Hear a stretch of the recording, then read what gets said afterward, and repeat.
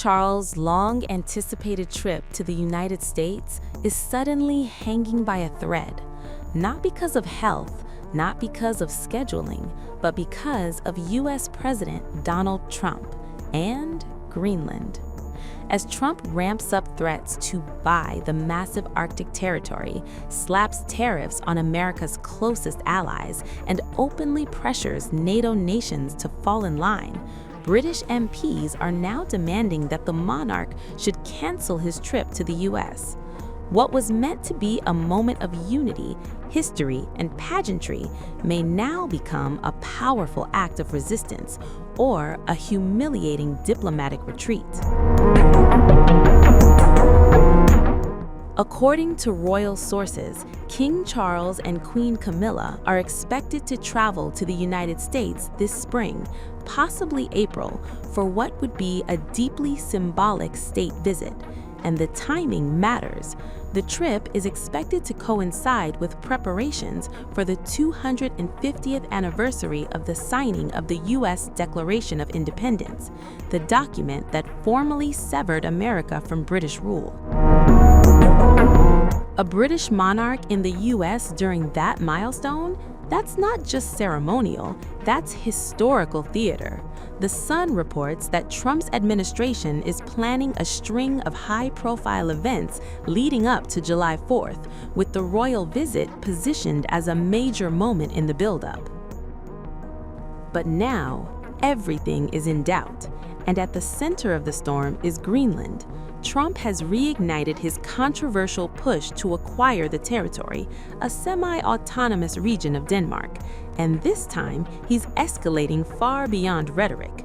The U.S. president has announced new tariffs targeting countries that continue to support Greenland's sovereignty.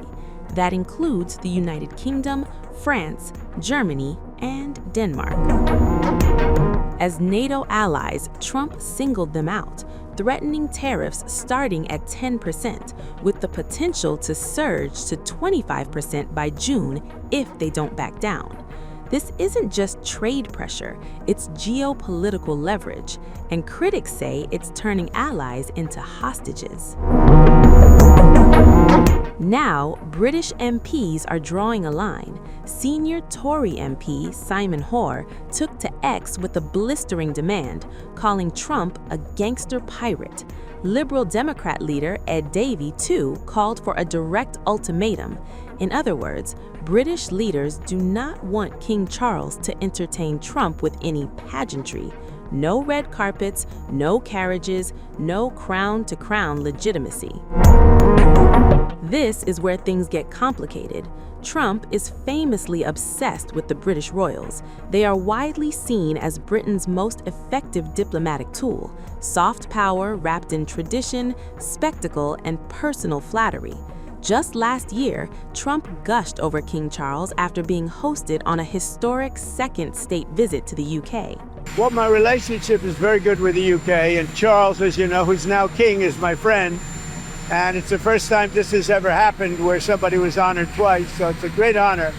And this one's at Windsor. They've never used Windsor Castle for this before. They use Buckingham Palace. And I don't want to say one's better than the other, but they say Windsor Castle is the ultimate, right? So it's going to be nice. But basically, I'm there also on trade.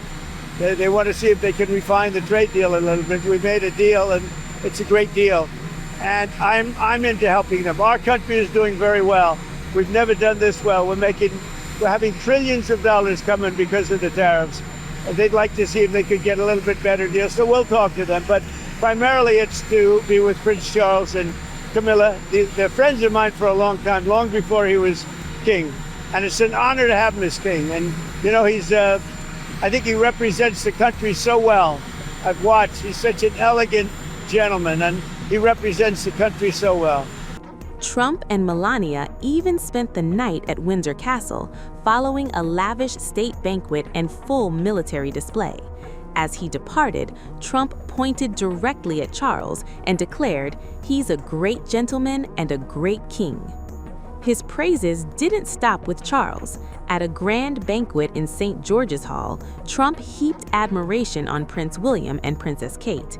He called the Prince of Wales a remarkable son, while admiring the Princess of Wales' radiant beauty as she seated beside him, smiling as he spoke.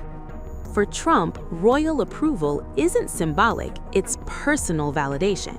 For royal observers, moments like these reveal why the king's visit matters so much to Trump and why canceling it would sting far more than any tariff. So now, Britain faces a choice: proceed with the visit and risk appearing to endorse Trump's aggressive tactics, or cancel it and send a rare, unmistakable signal of defiance from the monarchy itself. Royal sources reportedly say the palace has not officially confirmed the visit, which means every day of silence fuels speculation. Is the crown preparing to step back, or will diplomacy win out over protest? Come April, the stance will be clear.